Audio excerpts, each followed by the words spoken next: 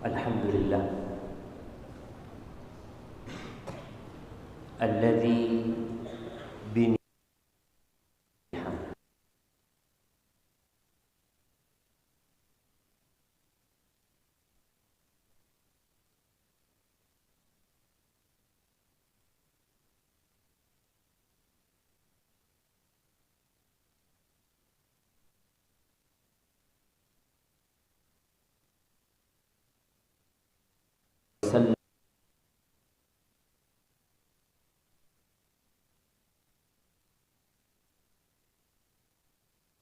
sayyidina wa maulana Muhammad wa ala alihi wa ashabihi ajma'in.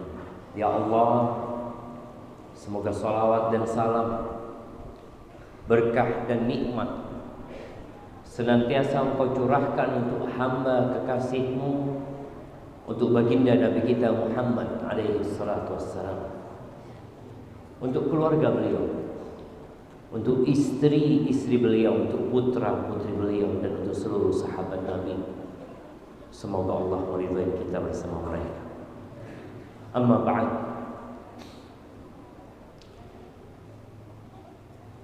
Di antara karunia Allah yang besar, nikmat Allah yang agung, yang mungkin sebagian kita sampai hari ini belum merasakan, yaitu nikmat beribadah dengan lezat. Sebagian kita pernah makan sesuatu dan dia rasakan nikmatnya makanan itu, sehingga dia menceritakan kepada orang lain, aku tadi makan di tempat ini dan aku rasakan, ya Allah, enaknya, gak pernah aku makan seperti itu. Dan mungkin kelezatan itu membuat dia tertarik untuk mengulangi. Maka kadang-kala kita melihat ada orang yang sering ke restoran itu. Kenapa engkau berangkat ke sana? Zen. Dan kayaknya engkau kalau makan di tempat itu, engkau akan ketagihan.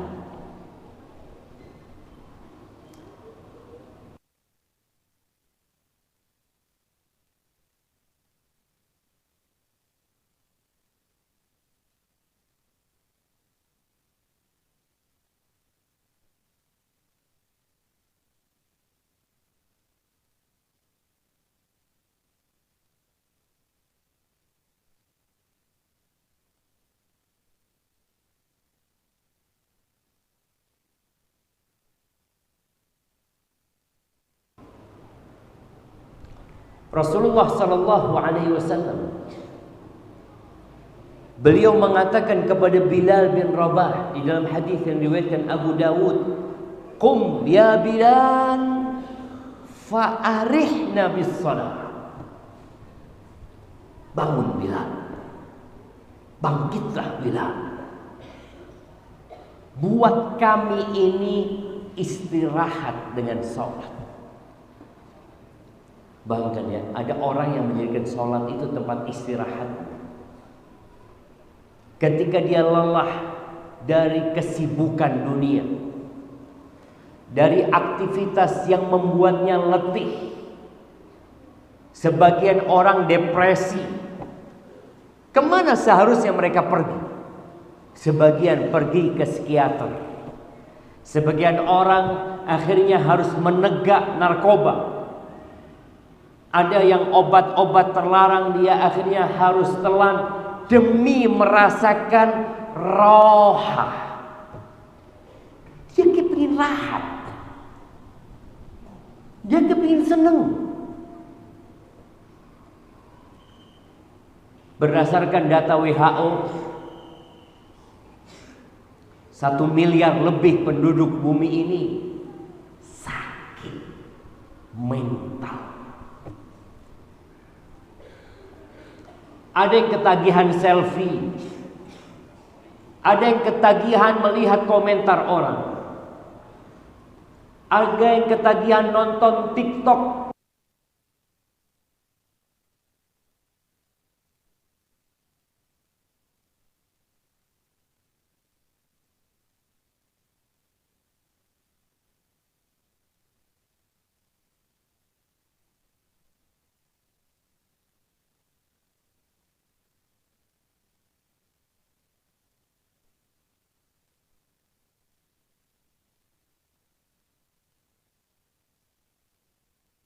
melihat jam kita, menunggu waktu sholat tiba. Dan tatkala azan dikumandangkan, hati kita bergetar, ingin segera datang ke rumah Allah Azza wa Jalla. Atau sebagian kita masih sekedar rutinitas datang ke masjid. Ramadan tiba, sebagian orang terbayang dengan harus menahan lapar dan haus dari sejak fajar terbit sampai matahari tenggelam. Ada beban dari dia, sehingga dia belum bisa menikmati itu ibadah. Ahibati fillah, satu hal yang harus ada dalam benak kita, bahwa kita diciptakan untuk beribadah. Wa ma khalaqtul jinna wal ins illa liya'budun. Kata Allah, dan tidak aku ciptakan bangsa jin dan manusia kecuali untuk mengabdi kepada aku, untuk beribadah kepada aku. Bagaimana tatkala kita diciptakan untuk beribadah, tapi kita tidak menikmati itu ibadah? Capek, lelah dan letih yang akan kita rasakan. Ada orang bekerja tiap pagi berangkat jam 7, pulang jam 4 sore. Ketika dia ditanya,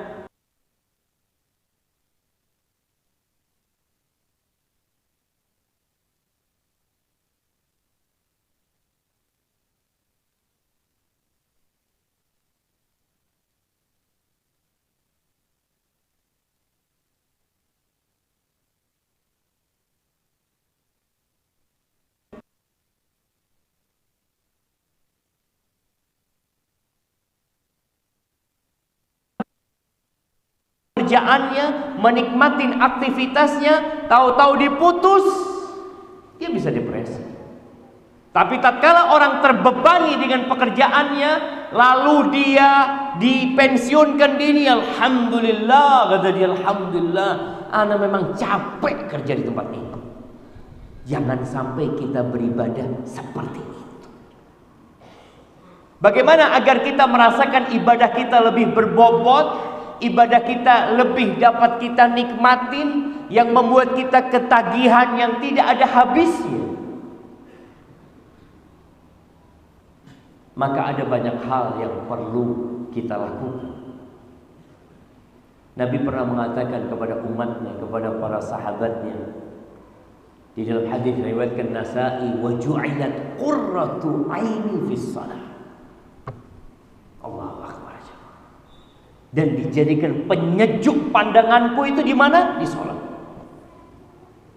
Sebagian kita kalau pegang handphone, lalu dia mulai buka YouTube, mungkin dia menonton hal-hal yang tidak berguna, dia menikmatin, terus dia menikmatin. 1 jam berlalu nggak berasa, 2 jam berlalu nggak berasa, tahu-tahu baterai di handphonenya menunjukkan mau habis baterainya. Apa yang dia lakukan? Selesai? Nggak selesai.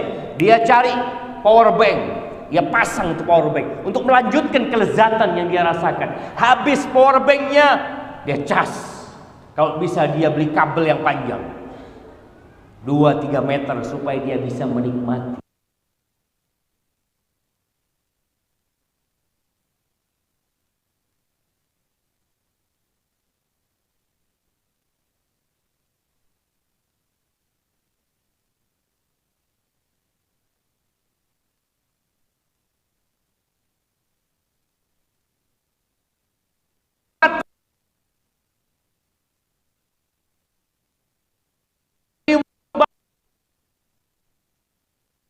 Bosan, capek, mau diganti? Lah, jangan.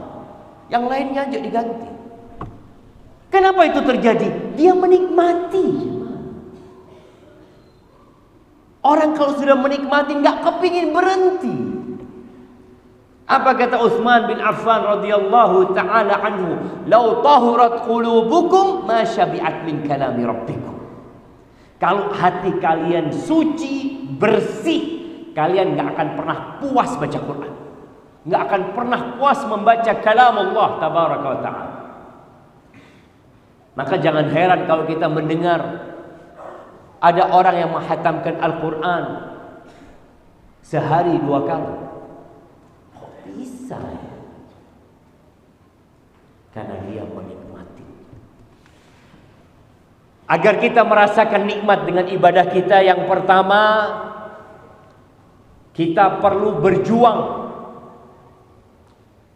menundukkan jiwa kita dalam melaksanakan ketaatan kepada Allah Azza wa Jalla. Ini yang pertama. Jadi tahapan pertama kita harus maksa diri kita agar kita rutin beribadah. Seperti anak kecil. Anak kecil tuh beribadah belum menikmati. Tapi kenapa dia sholat? Dimarahin sama abah kalau nggak sholat. Bas, itu yang ada di benak dia. Kata Nabi SAW, muru auladakum bis shalah wa hum abna'u sab'in. Suruh anak-anak kalian sholat ketika umur 7 tahun. Disuruh tuh anak kecil.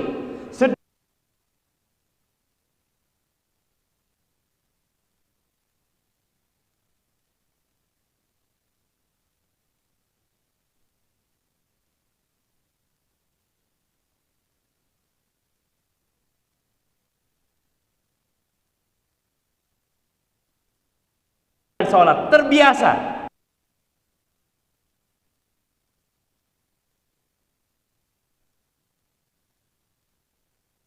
Nggak enak rasanya kalau anak nggak sholat gitu. Dan tatkala kita membiasakan diri kita untuk beribadah kepada Allah, dipaksa sholat malam, dipaksa puasa sunnah, dipaksa zikir pagi dan petang. Kata Allah Jalla Jalaluhu, walladzina jahadu fina lanahdiyannahum subulana wa innallaha la ma'al muhsinin. Kata Allah, dan orang-orang yang berjuang di jalan kami, sungguh-sungguh dia, kami pasti tunjukkan kepada mereka jalan-jalan kami. Dikasih hidayah. Wa innallaha la ma'al muhsinin. Dan sesungguhnya Allah bersama orang-orang yang berbuat ihsan. Jadi bicara tingkatan agama jemaah ada 3. Yang pertama Islam. Islam itu ibadah zahir yang kita lihat. 2 kalimat syahadat diucapkan dengan lidahnya. Salat 5 waktu nampak dengan mata. Puasa Ramadan, mengeluarkan zakat, berangkat haji, rata-rata terlihat dengan mata kita. Tingkatan yang kedua adalah al-iman. Kalau bicara iman, iman itu adalah ucapan dengan lisan, keyakinan dengan hati, amalan dengan raga.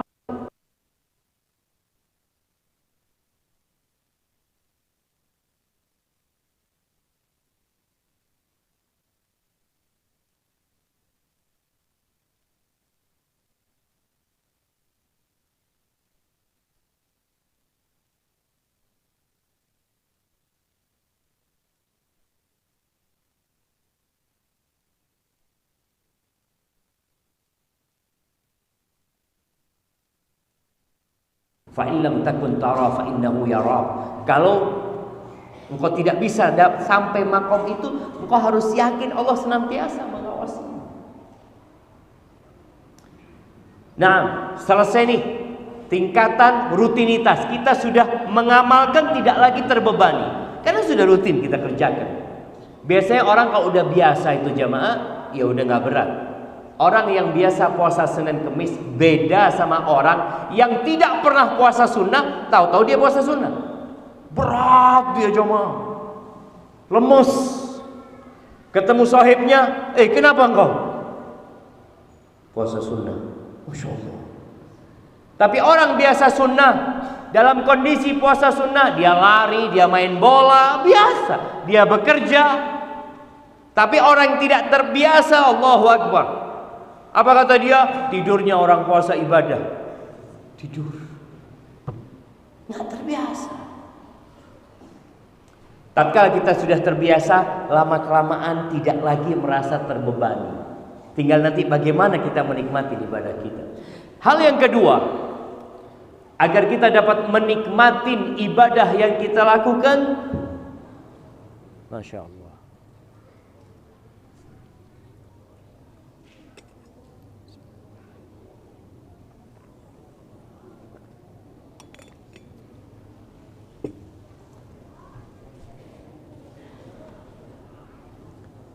Naam, Masya Allah.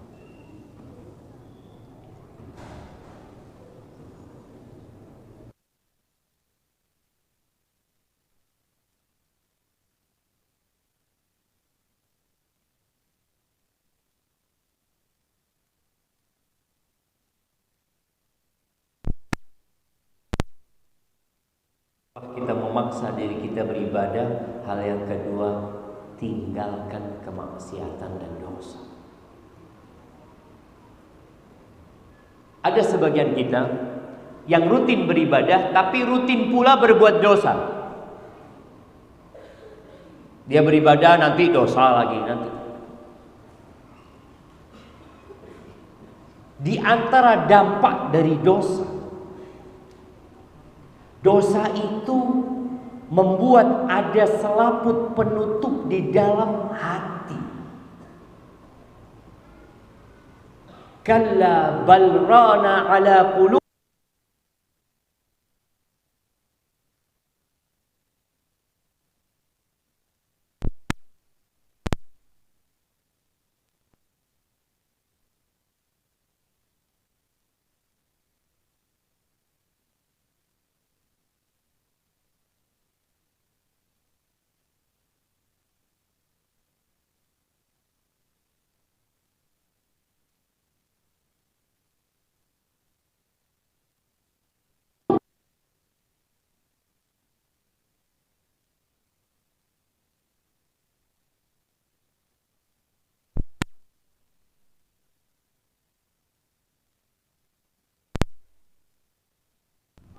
Kalau orang ini bertobat, dia tinggalkan itu dosa, dia memohon ampun kepada Allah Azza wa Jalla,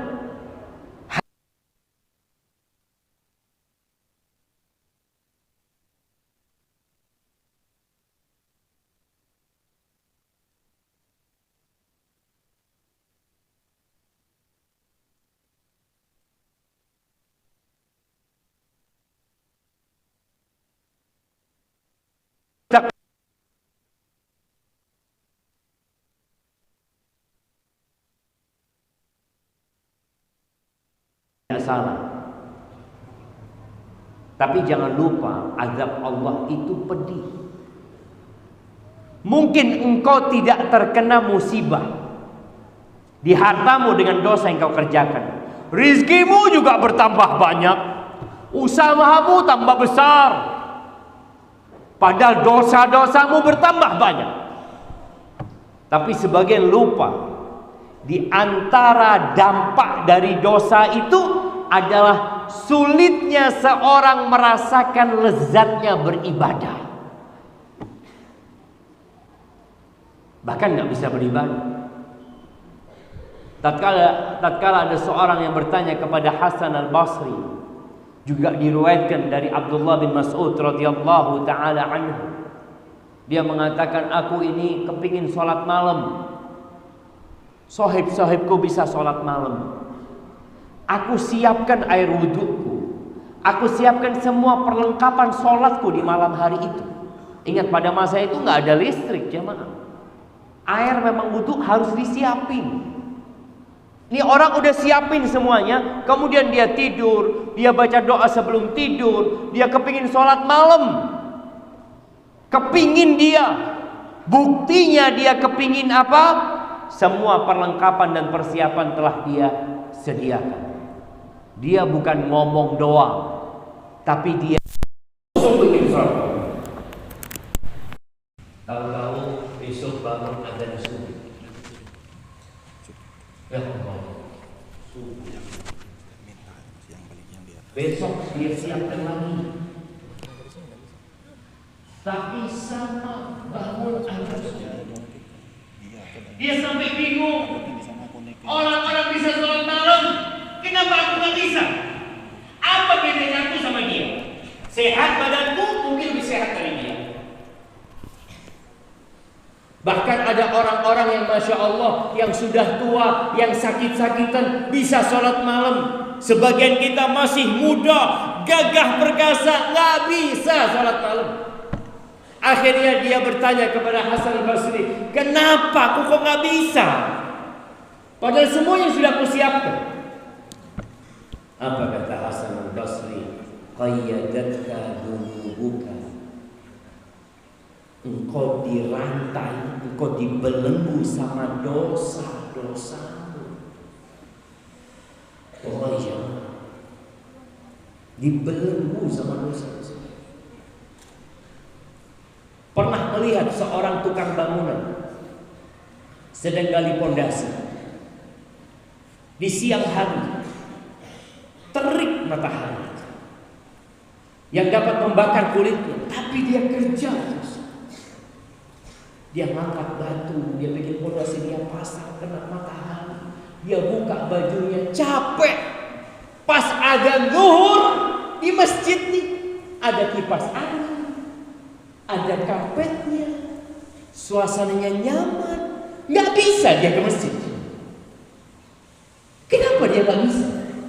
Lebih berat mana sholat 4 rakaat di tempat yang nyaman dengan kerja berkeringat di bawah terik matahari? Secara logika yang lebih berat itulah. Tapi kenapa yang ringan dia tidak bisa melakukan, yang berat dia bisa lakukan? Ingat, dosa membuat seorang hamba tidak bisa beribadah, kalaupun beribadah tidak menikmati itu ibadah. Maka Allah katakan, alam ya'ni lilladzina amanu an takhsha'a qulubuhum li dzikrillah wa ma nazala minal haqq. Setelah 13 tahun dari turunnya Al-Quranul Karim,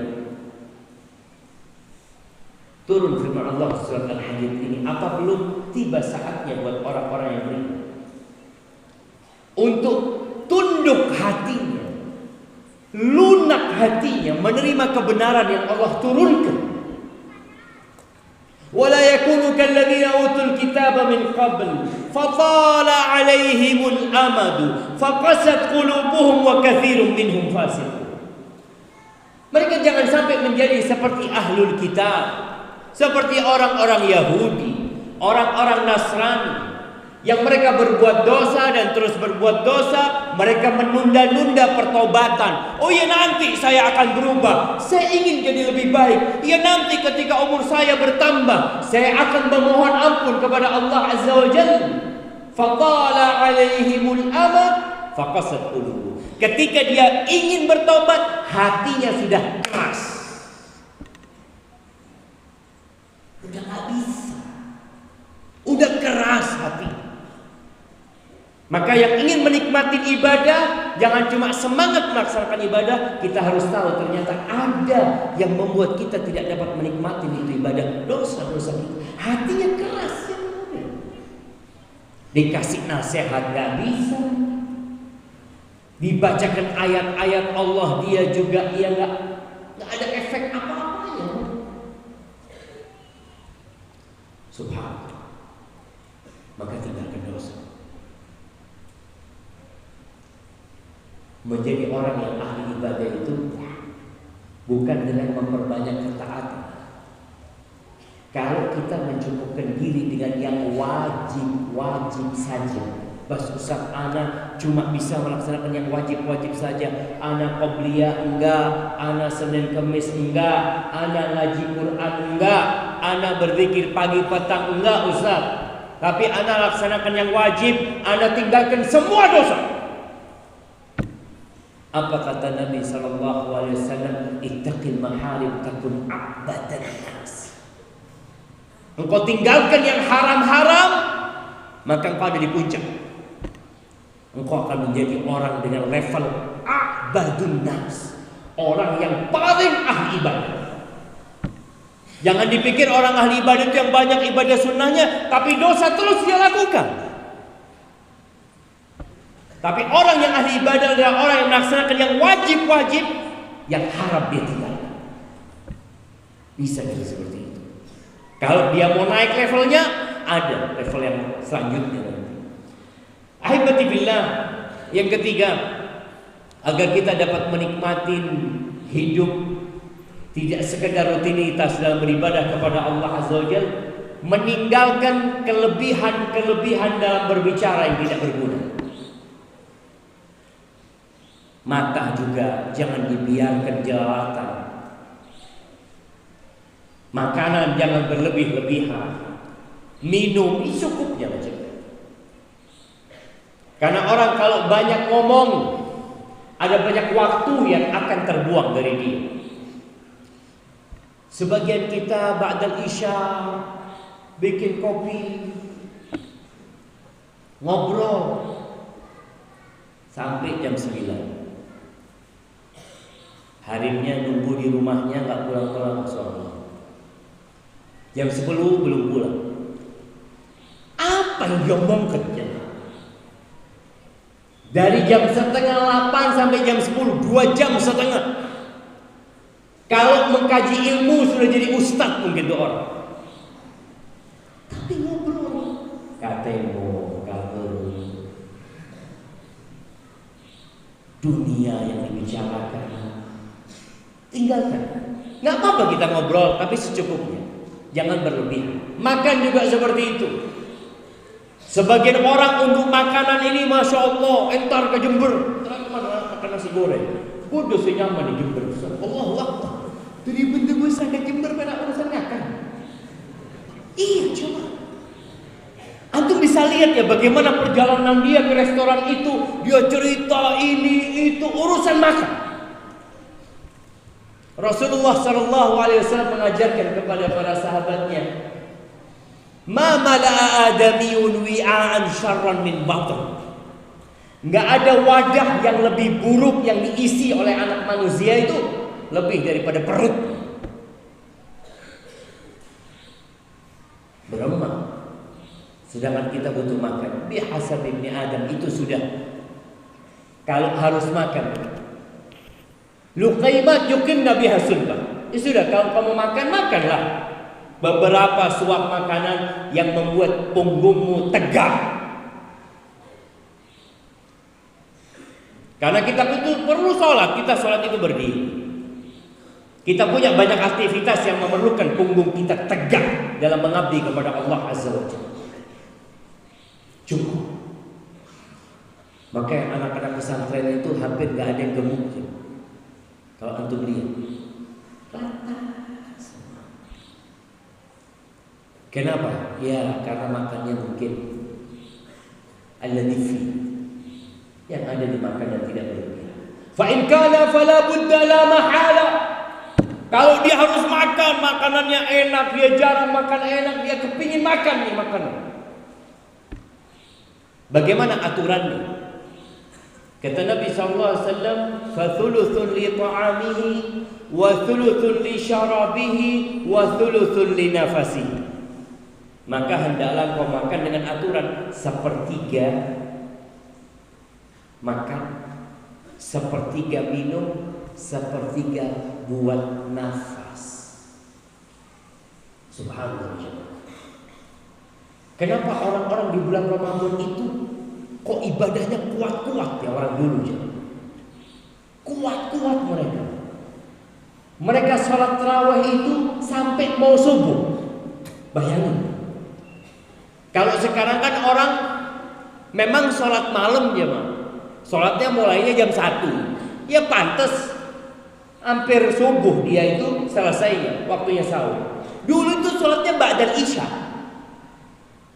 Beberapa menit setelah isya diakhirkan waktu isyaknya sampai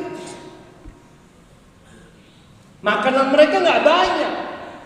Jangan dipikir orang banyak makan semakin kuat. Enggak.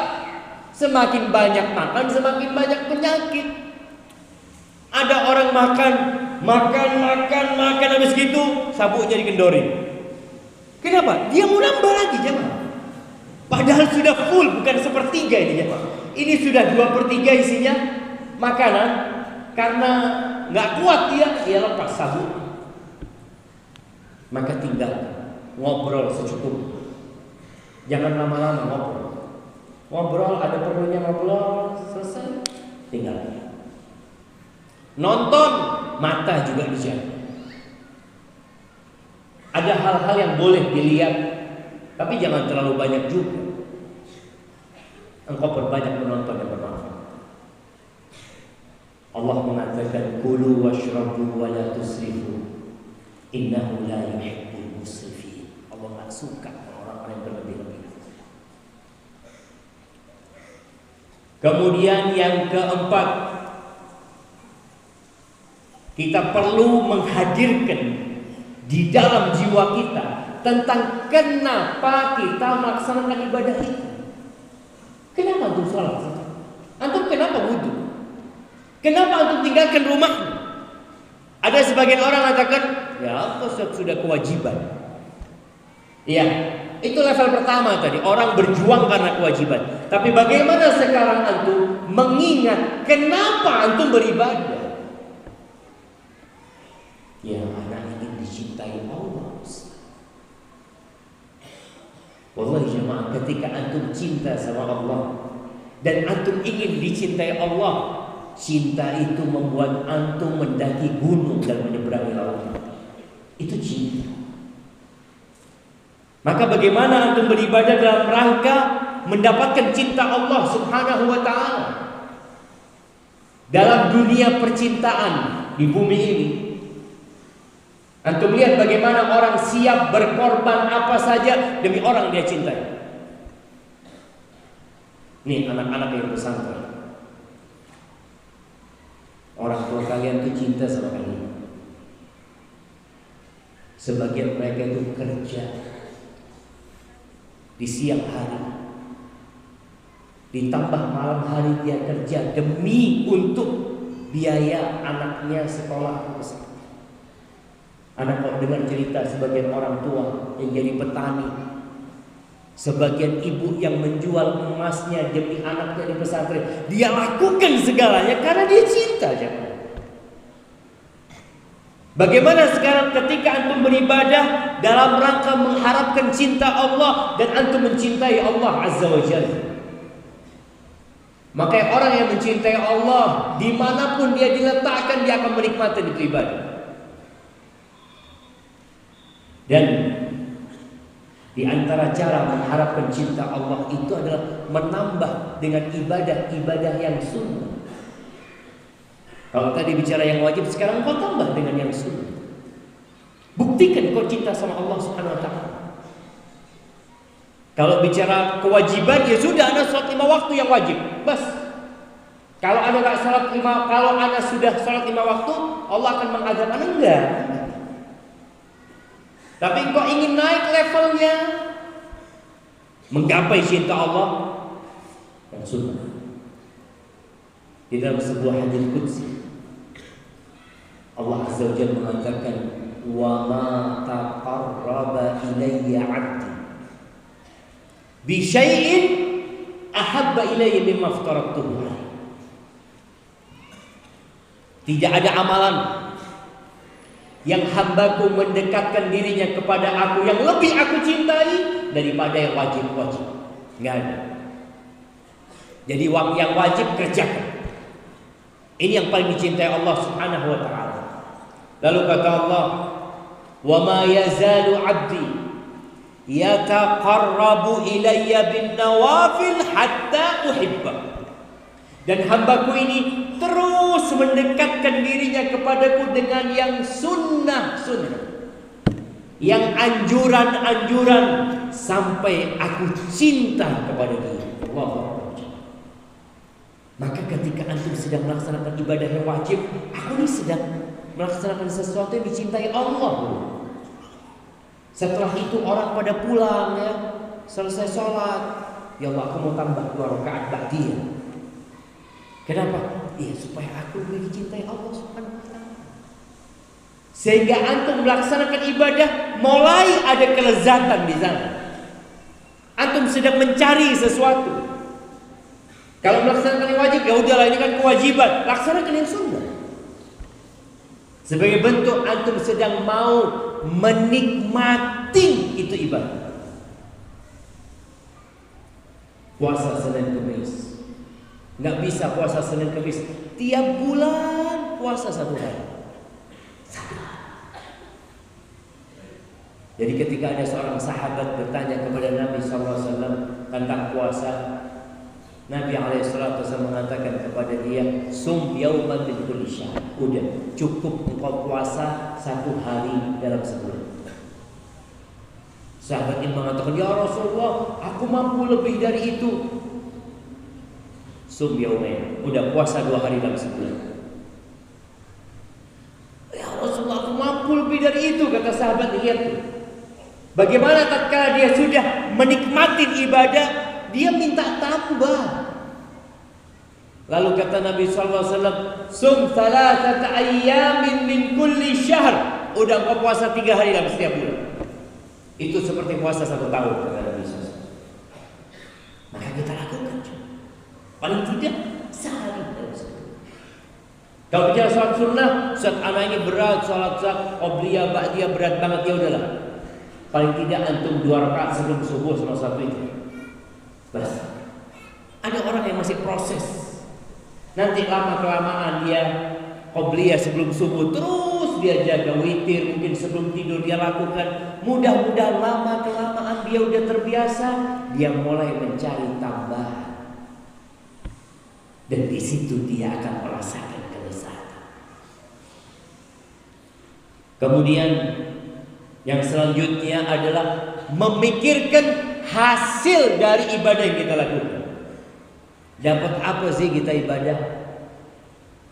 Tadi yang namanya tukang bangunan, kenapa dia siap terkena sinar matahari, siap berkeringat, siap kulitnya hitam pekat? Apa yang dia pikirkan? Pekerjaannya? Bukan. Fulus. Itu salah satu yang membuat dia jadi semangat, jadi menikmati. Kadang-kala ada teman-teman mungkin yang dia masih jauh dari agama. Ketika lihat kawannya ke masjid, ada apa ke masjid tentu? Sudah sholat sini aja. Loh, engkau nggak tahu? Setiap langkahku ke masjid itu dihapuskan dosaku sama Allah. Dikasih 1 pahala, diangkat derajat. Dan ketika aku masuk masjid, aku duduk menunggu waktunya sholat, malaikat-malaikat itu istighfar buat aku. Jadi bagaimana orang ini akhirnya yang awalnya dia pikir, udah sholat di sini aja, dikasih gambaran loh, aku ini dapat sesuatu yang Masya Allah, yang besar sekali. Dan kau tahu, kalau aku sholat di rumah, aku cuma dapat 1. Sedangkan kalau aku berangkat ke masjid dapat 27. Bisa kau bayangkan ya, kita sholat sama sholatnya 4 rakaat Isya.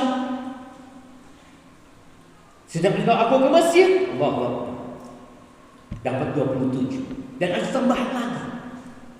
Engkau tahu sholat Isya berjamaah itu, kata Nabi SAW, faka'annama qama nisfal lail, seperti bangun malam setengah malam. Aku tidur tapi ditulis sama malaikat, setengah malam aku bangun. Kalau aku tambahin lagi salat subuh berjamaah, faka'annama qama al-laila kullah, aku seperti bangun semalam suntuk. Jadi memikirkan kita dapat apa dari ibadah, itu membuat kita menikmati. Baik, tatkala antum sholat, kemudian imamnya baca panjang. Kadangkala baca imamnya umpamanya sholat Isya baca amma yatasaalun. Allahu Akbar. Amma yatasaalun. Jadi kita itu gimana mau menikmatin kalau kita tidak memikirkan, loh ama itu alhamdulillah banyak saya oleh mencuri. Kalau kita memikirkan itu kita akan menikmati. Bahkan boleh jadi imamnya mau ruku, aduh ruku dulu imamnya. Karena kita sudah menikmati. Maka untuk pikirkan.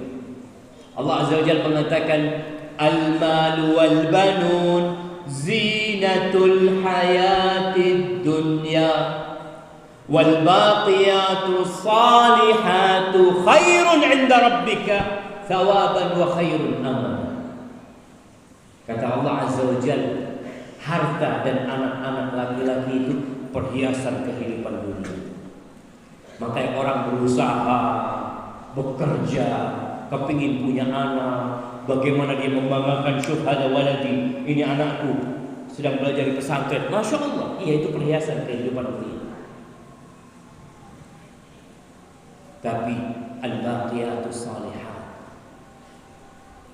amalan-amalan kebajikan, ucapan-ucapan yang mulia, subhanallah walhamdulillah wa la ilaha illallah wallahu akbar wa la haula wa la quwwata illa billah, khairun, itu lebih baik daripada harta yang ditumpuk.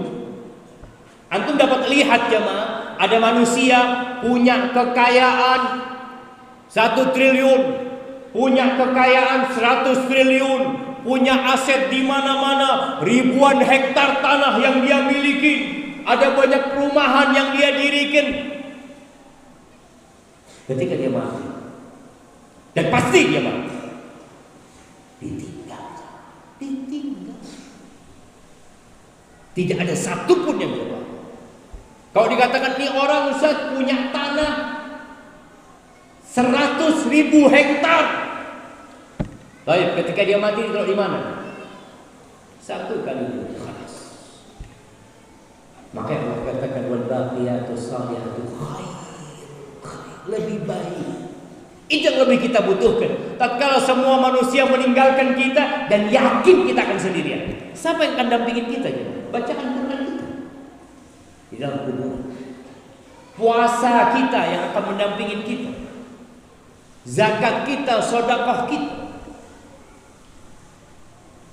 Jadi perbanyaklah jamaah mengingat apa yang akan kita dapatkan. Lalu kita perlu melakukan ibadah yang beragam.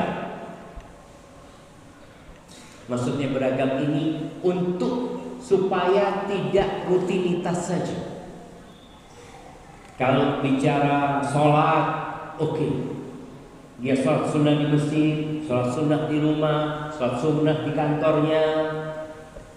Dia mamanya sholat sunnah duha, sholat sunnah, sholat tahajud di malam hari, puasanya, sedekahnya, dia perbanyaklah amalan yang dia kerjakan.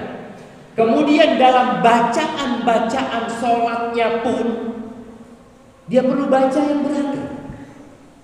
Ketika ruku, kebanyakan kita baca apa? Subhana rabbiyal azim. Nanti sesekali baca subhanakallahumma wa bihamdika Allahumma ighfir. Nanti baca yang lainnya Allahumma laka rakaat sampai akhir. Ketika sujud kita baca yang macam-macam. Kita perbanyak doa nih agar antum memutus rutinitas. Ketika sujud Nabi alaihi salatu wassalam mengatakan fa idza sajadtum fa akthiru fihi minad du'a fa qamilu an yustajab. Kalau kalian sedang sujud perbanyak doa. Jangan cuma sekedar yang penting salat Anda selesai, Anda baca subhana rabbiyal a'la, subhana rabbiyal a'la, subhana rabbiyal a'la, Allahu akbar. La. Mulai saat ini antum tambahkan dengan doa-doa. Sujud pertama antum baca Rabbana atina fid dunya hasanah wa fil akhirati hasanah wa qina adzabannar. Sujud yang kedua antum baca Rabbana la tuzigh qulubana ba'da idh hadaitana wa hab lana min ladunka rahmah. Nanti sujud rakaat kedua antum baca yang lainnya Rabbi zidni ilman, Rabbi zidni ilman. Sujud yang selanjutnya antum baca doa umpamanya ya muqallibal qulub tsabbit qalbi ala dinik. Nanti antum minta rezeki, Allahumma inni as'aluka ilman nafi'an wa rizqan thayyiban wa amalan mutaqabbalan. Terus antum modifikasi doa-doa yang memang Nabi alaihi salatu wasallam nyuruh kita memperbanyak doa. Insyaallah antum akan merasakan cepatnya sujudnya imam. Ketika antum baca doa Nabi SAW, Allahumma qsim lana min khasyatika ma tahulu bihi bainana wa baina ma'asik, wa min ta'atika ma tuballighuna bihi jannatak, wa min al-yaqin ma tuhawwinu bihi alaina masa'ib ad-dunya. Tahu-tahu imamnya Allahu Akbar. Maksudnya mana imam? Antum menikmatin sudah. Tapi tatkala kita belum menikmati, imamnya baca panjang, antum akan mengatakan, "Bukit lancung lah imam, baca apa imamnya?" Habis sholat antum datang imamnya, "Ustaz, apa Ustaz? Antum baca apa sih panjangnya?" Allahu Akbar. Adzan sudah jemaah? Adzan belum? Nah, baik, nasma'ul adzan awal.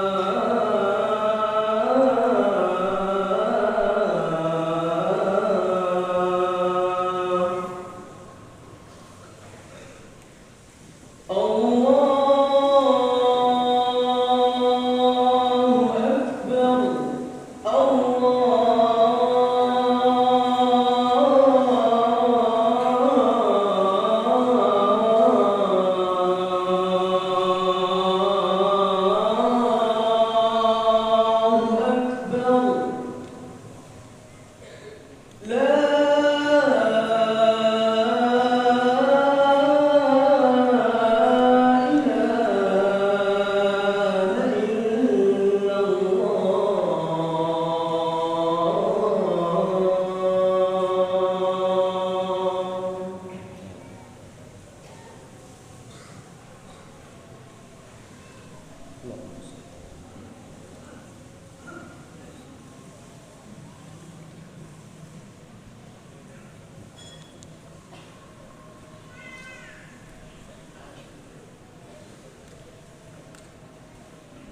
salli wa sallim ala Sayyidina wa maulana Muhammad.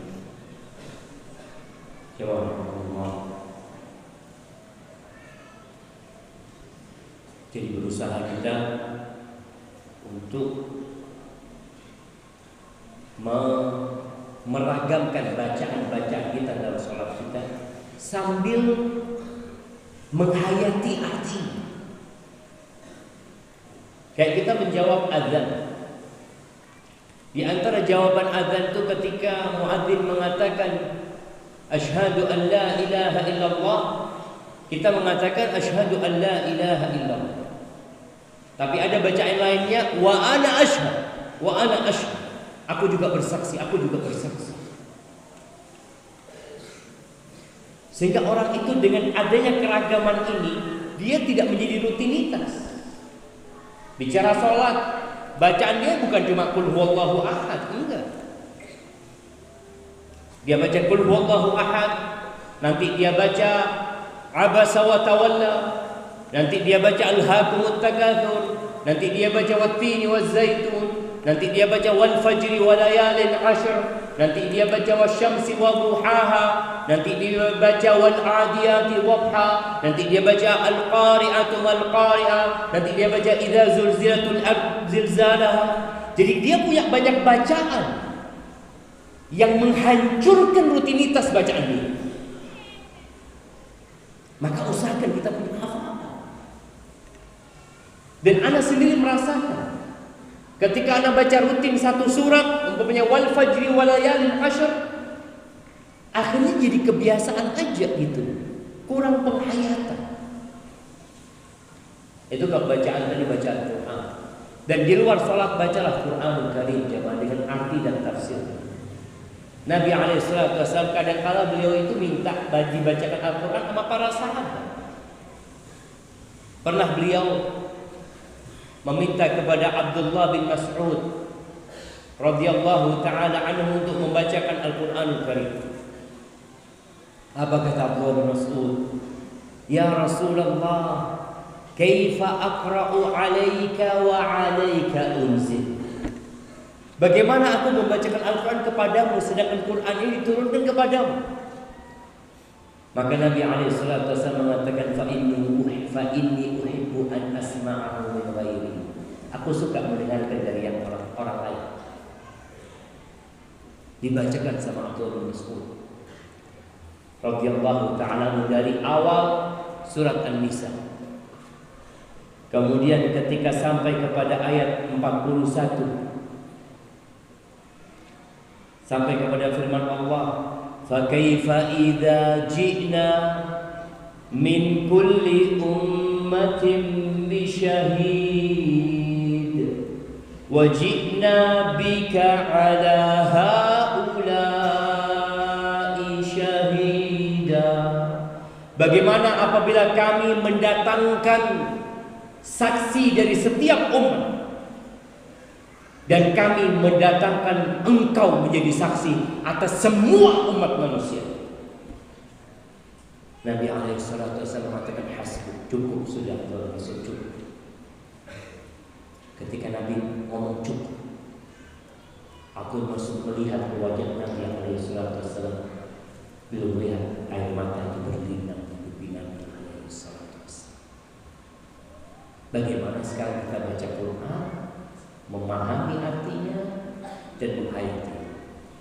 Baik, yang terakhir jamaah, agar kita dapat menikmati ibadah kita perlu berdoa. Kita perlu punya waktu khusus bersama Allah Azza wa Jalla. Berkhulwat. Nabi SAW ketika menyebutkan tentang 7 golongan yang akan mendapatkan naungan dari Allah Subhanahu wa taala, salah satunya siapa? Wa rajulun dzakarallaha khaliyan fafadat 'ainah. Seorang hamba yang mengingat Allah sendirian dia ingat sama Allah, dia berdoa mohon sama Allah, berlinang air matanya. Pernahkah kita jemaah punya waktu menyendiri sama Allah Subhanahu wa taala? Sebagaimana banyak di antara kita yang kalau berbuat dosa sendirian, dia mungkin berpikir tidak ada yang mengawasi dia. Sekarang bagaimana kita beribadah menyendiri sama Allah Azza wa Jalla? Cari waktu.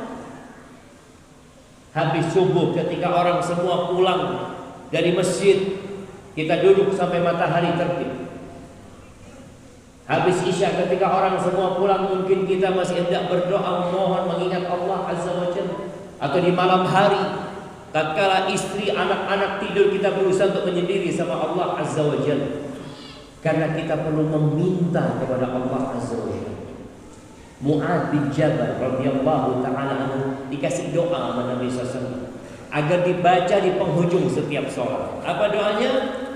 Allahumma a'inni ala dzikrika wa syukrika wa husni ibadatika. Ya Allah, bantulah aku ya Allah untuk senantiasa mengingatmu, bersyukur kepadamu, dan yang ketiga ini wa husni ibadah, dan beribadah yang baik. Bukan hanya rutinitas, tapi ibadah yang berbobot, ibadah yang penuh dengan penghayatan, ibadah yang penuh dengan pengharapan dan rasa takut kepada Allah Azza wa Jalla. Mudah-mudahan dengan itu Allah memberikan kepada kita kelezatan beribadah, kelezatan bersedekah, kelezatan berpuasa, kelezatan menjadi hamba Allah Azza wa Jalla. Baik. Ada beberapa pertanyaan yang masuk.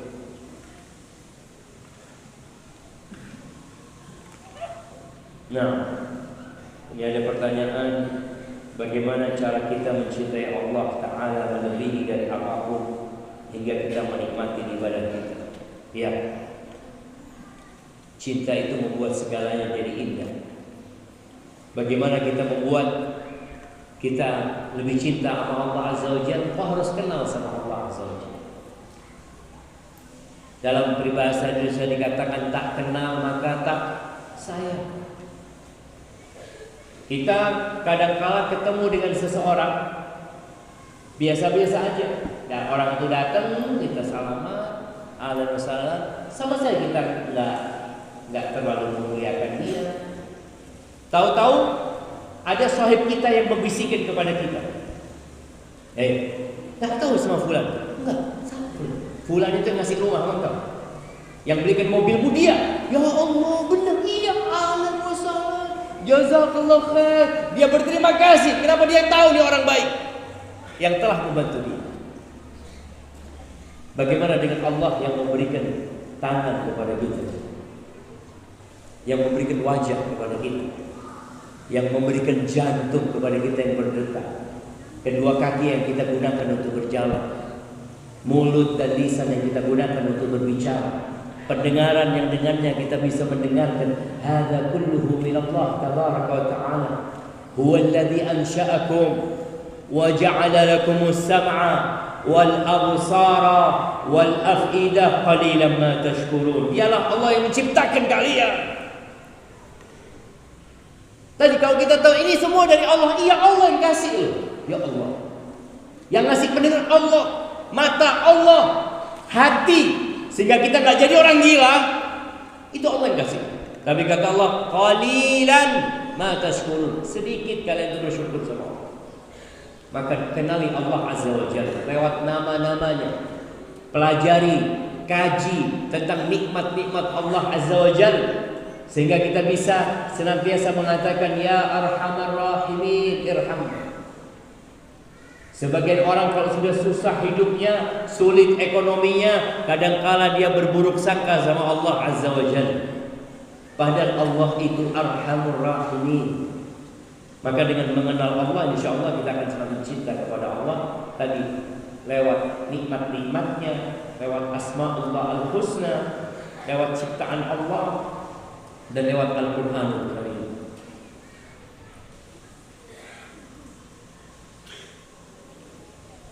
Apakah benar jika kita meminta ruqyah maka satu kupon kita untuk masuk surga secara gratis hangus. Alhamdulillah. Masuk surga tanpa hisab, tanpa azab itu bukan hanya orang yang punya 4 kriteria. Kita kan sering membaca hadis tentang orang yang masuk surga tanpa hisab, tanpa azab. Mereka adalah yang tidak minta diruqyah, mereka tidak berobat dengan kai, mereka tidak tatayur, mereka bertawakal kepada Allah Azza wa Jalla. Ini setelah dia istiqomah di jalan Allah Azza wa Jalla. Bagaimana kalau ada orang selalu berbuat dosa, ana terus berbuat dosa Ustaz, tapi ana nggak pernah minta diruqyah Ustaz. Insya Allah ana kan masih ada kesempatan Ustaz masuk surga tanpa hisab, tanpa azab. Aji. Ini yang 4 ini sebagainya berbicara tentang nilai lebih. Setelah dia istiqomah di jalan Allah, menjalankan perintah Allah, menjauhi yang haram, plus 4 hal ini. Jadi jangan berpikir antum dengan berbuat dosa, alhamdulillah Ustaz, insyaallah tiket anak untuk masuk surga tanpa hisab, tanpa adab masih anak pegang karena anak nggak pernah minta diruqyah walaupun anak sering berbuat dosa. Tolong difahami dengan benar. Jadi bicara minta diruqyah ini memang Nabi SAW mengatakan mereka tidak minta diruqyah. Dia meruqyah diri sendiri. Dia bersandar kepada Allah Azza wa Jalla. Dia tidak bertatayur. Kita masih lihat sampai saat ini, di hari ini, yang katanya orang itu sudah modern, ternyata masih ada yang percaya kesialan dengan angka. Antum pernah lihat naik lift nggak ada angka 4 nih. 1, 2, 3, langsung 5. Nggak ada angka 13 ya. Pernah naik pesawat nggak ada angka 13 ya. Untuk lihat 12, 14. Ini sekolah di mana mereka? Ngitung nggak bisa. Ini bukan bicara sekolah, tapi bicara keyakinan. Marib, ada orang-orang sakit. Baik, berarti tadi laksanakan perintah Allah. Jauhi yang dilarang, tambah 4 perkara ini. Insya Allah bisa masuk surga tanpa hisab, tanpa azab. Bagaimana dengan orang yang minta diruqyah? Kalau dia terpaksa karena memang dia tidak mampu untuk meruqyah dirinya, semoga Allah memaafkan dia. Bukan berarti dosa yang minta ruqyah, enggak. Meminta ruqyah itu enggak dosa. Tidak berdosa kalau ruqyah sesuai dengan syariat, tapi tadi kehilangan fadilah saja. Tapi kalau berbuat dosa, ya, kalau Allah tak ampuni antum ya akan ada siksa dan azab buat dosa yang kita kerjakan. Barakallahu fikum.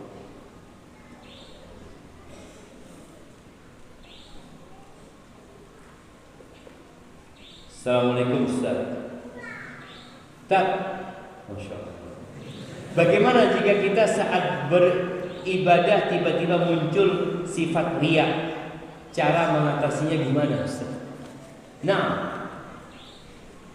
ahibati fillah, syaitan itu akan menyesatkan kita dengan segala cara.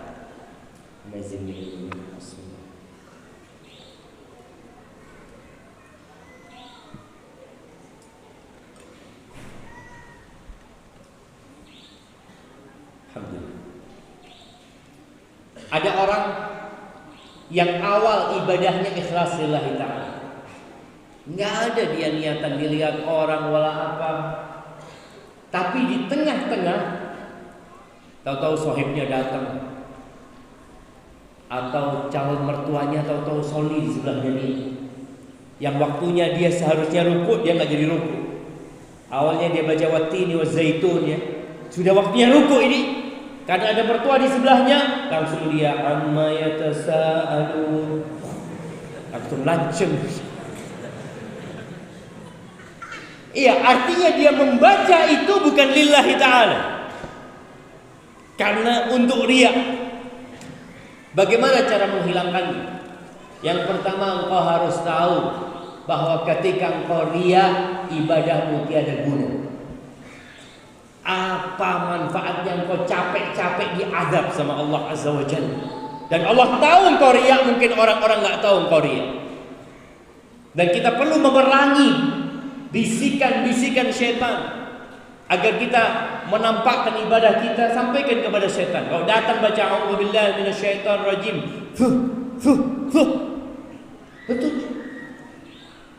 Itu baca lagi, perbaiki niat antum lagi. Terus seperti itu. InsyaAllah dengan tadi kita membayangkan bahwa ibadah kita tiada gunanya kalau kita riya.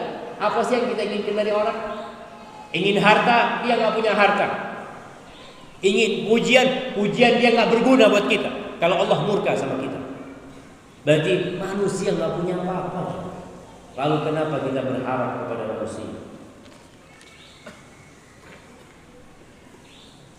Masya Allah. Ini ada pertanyaan khususnya. Assalamualaikum Ustaz.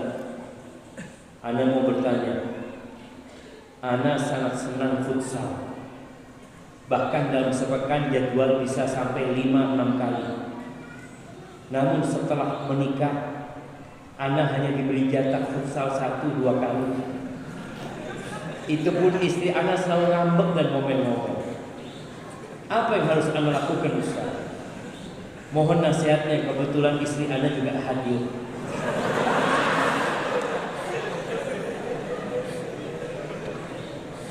Ya, tadi disampaikan agar kita dapat menikmati ibadah kita, jangan terlalu banyak melakukan hal-hal yang mubah. Hal-hal yang boleh, yang mubah kerjakan, tapi jangan berlebihan. Kalau sekarang ada orang senang futsal, bisakah kau niatkan futsal untuk beribadah kepada Allah Azza wa Jalla? Bisa. Ana main futsal Ustaz supaya ana bisa salat malam 11 rakaat. Insyaallah. Artinya dia ingin sehat supaya dia bisa salat malam. Ana main futsal Ustaz supaya badan ana sehat, ana bisa puasa Senin Kamis. Jadi dia niatkan dalam rangka mendekatkan diri kepada Allah Azza wa Jalla. Tapi kalau niatnya karena hobi, karena kesenangan, ya udah dia cuma dapat kesenangan. Subhanallah jemaah. Ada sebuah ungkapan yang mengatakan ibadatul awam adah wa adatul arifina ibadah. Ibadahnya orang awam itu rutinitas. Dia sholat bas rutinitas, nggak ada penghayatan dari dirinya. Sedangkan adatnya, kebiasaannya orang-orang yang kenal sama Allah bernilai ibadah. Maka sekarang kalau bicara tadi istri antum nggak suka, nasihat buat para suami dulu. Para suami, Allah Azza wa Jalla mengatakan walahunna mithlul ladzi 'alaihinna bil ma'ruf. Dan perempuan-perempuan itu punya hak yang sebanding dengan kewajiban mereka. Walil rijali 'alaihinna darajah. Dan laki-laki itu punya derajat lebih karena dia sebagai wanita. Dan di antara hak istri yang perlu diberikan oleh suami adalah perhatian. Karena sebagian suami berpikir dengan anak kasih nafkah, sandang, pangan, papan selesai. Enggak selesai. Dia perlu teman duduk, dia perlu teman ngobrol, dia perlu didengarkan isi hatinya, dia perlu diikutkan dalam kesenangan suami. Bagaimana Nabi alaihi salatu wasallam, subhanallah, beliau menghargai istrinya. Ketika beliau sedang duduk di rumahnya, tahu-tahu ada satu orang datang mengundang Nabi sallallahu alaihi wasallam untuk makan di rumahnya. Nabi sedang sama Aisyah radhiyallahu anha. Ketika dia mengundang Nabi sallallahu alaihi wasallam, kata Nabi sallallahu alaihi wasallam, "Wahadi, ini diundang juga?" Tanya Nabi SAW, Aisyah diundang juga enggak? Enggak ya Rasulullah, cuma engkau. Kata Nabi SAW, kalau gitu enggak datang. Bagaimana beliau menjaga perasaan istrinya? Mau diundang makan, enak ya. Akhirnya sahabat datang, ya Rasulullah, ayo Rasulullah, aku sudah bikin makanan enak buat engkau. Ini diundang enggak? Enggak ya Rasulullah, engkau aja. Sahabat ini mungkin ingin berduaan sama Nabi atau apa. Nabi SAW enggak berangkat. Sampai terakhir Nabi SAW bertanya, dia datang lagi yang ketiga kalinya, ini diundang, "Nah ya Rasulullah," oh berangkat. Akhirnya berangkat sama Aisyah. Jadi suami ini perlu memberikan kesenangan kepada istrinya, perhatian, pujian, sanjungan, hadiah kepada istrinya, seperti itu. Insya Allah mudah-mudahan istrinya jadi tahu bagaimana cara menghargai suami. Ketika suami melaksanakan tugasnya dengan baik dan benar, bukan hanya bicara kewajiban tadi, ada hal-hal yang mungkin lebih dari kewajiban yang menyenangkan hati istri. Mudah-mudahan istri antum lebih lapang dada membolehkan antum untuk main futsal. Dan bagi para istri, selama suamimu telah melaksanakan kewajibannya dan kesenangan dia tidak menyebabkan dia lupa dari Allah Subhanahu wa ta'ala, dan juga tidak menelantarkan istrinya, ya istri nggak boleh ngelarang. Kalau dia memohon silahkan. Kalau tadi dikatakan ana diberi jatah, kok diberi jatah ini kan seakan-akan istrinya yang pegang kunci rumah. Suaminya masuk, masuk dalam. Datang ke dalam jamaah. Ada juga suami-suami yang uangnya yang pegang istri. Dia datang kepada istrinya, apalagi BBM lagi naik nih ya. Dek, fulus. Buat apa? Beli bensin. Aduh bang, jalan kaki aja bang. Mahal BBM sih. Jadi para wanita tahulah posisi. Hargai suamimu sebagaimana dia telah menghargai. Selama kegiatan suami, tapi hobi suami tidak mengantarkan dia kepada kemaksiatan dan tetap dia melaksanakan kewajibannya, kalau bisa engkau yang siapkan baju futsal. Disiapkan baju futsal, bang. Ini sepatunya siap, mudah-mudahan menang. Itu ketika istri seperti itu, suami akan bahagia. Pulang dia, sebelum jam pulang dia sudah di rumah. Dia rindu sama istrinya. Tapi kalau dia mau main futsal, istrinya ngambek ngomel-ngomel, dia mau pulang ke rumah males. Astagfirullah. Kayaknya berantem lagi sampai.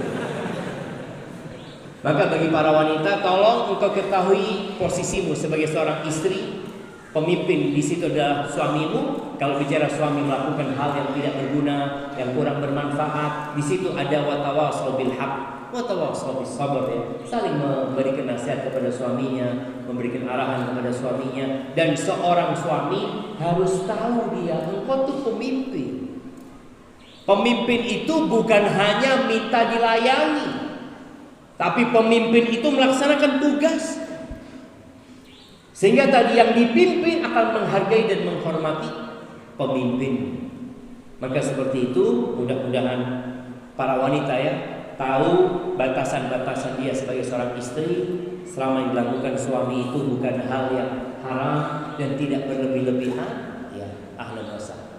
Tapi tolong suaminya melaksanakan tugasnya terlebih dahulu. Ustaz, bagaimana cara mengatasi tingginya rasa syahwat? Nah, ahibati fillah, syahwat ini perlu diarahkan. Sebagian orang mengatasi syahwatnya dengan berzina. Dia pikir dengan dia berzina selesai syahwat dia. Enggak selesai. Engkau akan terus menjadi budak syahwat. Maka kata Nabi SAW, "Man istata'a minkumul ba'a falyatazawwaj." Yang ingin atau yang punya kemampuan, kata Nabi SAW, hendaklah dia menikah.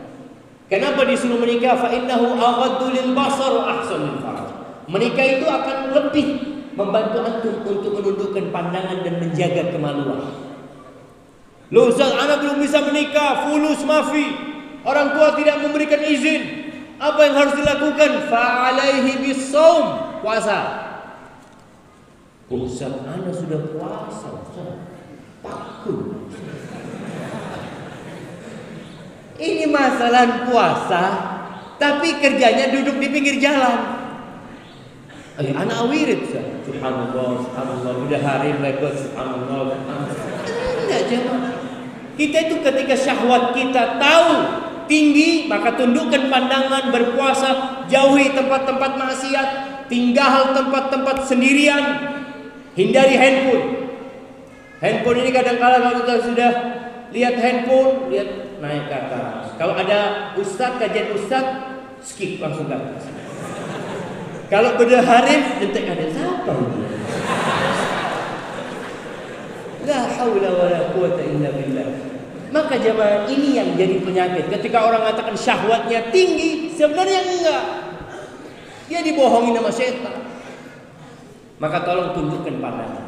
Dan Allah sudah kasih solusi. Wa qul lil mu'minin yaghuddu min absarihim. Katakan kepada orang-orang beriman, tundukkan pandangan mereka. Tundukkan. Selesai. Maka orang buta itu selamat dari syahwat mata. Selamat dia. Karena pandangan ini anak panah iblis yang beracun. Barakallahu fiikum. Ini pertanyaan terakhir mungkin. Apakah kita sebagai umat muslim akan masuk surga? Masya Allah. Ahibati fillah. Nabi SAW mengatakan, kullu ummati yadkhulul jannah. Semua umatku pasti masuk surga. Illa man aba, kecuali yang tidak mau masuk surga, yang enggan masuk surga. Jadi semua umatku, kata Nabi SAW, masuk surga, kecuali yang tidak mau masuk surga. Itu para sahabat heran, ya Rasulullah, wa man ya'ba? Ya Rasul, siapa orang yang nggak masuk, yang nggak mau masuk surga itu siapa? Ternyata ada orang nggak mau masuk surga. Tapi mau tanya, antum mau masuk surga? Ya jelas lah Ustaz. Wa mata abajeng, ya itu belum dapat hidayah. Kalau ditanya mau masuk surga, mau masuk surga. Tapi suruh sholat enggak. Maksiat jalan. Apa kata Nabi SAW? Man ata'ani dakhalal jannah wa man asani faqad aba. Barang siapa yang taat kepadaku, dia masuk surga. Dan barang siapa yang membangkang, yang tidak taat, yang tidak nurut sama aku, dia orang yang tidak mau masuk surga. Jadi semua umat Nabi pasti masuk surga, kecuali yang tidak mau masuk surga. Dan beliau sudah menjelaskan, ternyata ada orang-orang yang lisannya mengatakan ingin masuk surga, tapi perbuatannya bertolak belakang dengan keinginan diri. Itu yang dapat Anda sampaikan, kurang lebihnya mohon maaf. Subhanallahumma wa bihamdika, asyhadu an la ilaha illa anta, astaghfiruka wa atubu ilaik. Wassallallahu ala sayyidina wa maulana Muhammadin wa ala alihi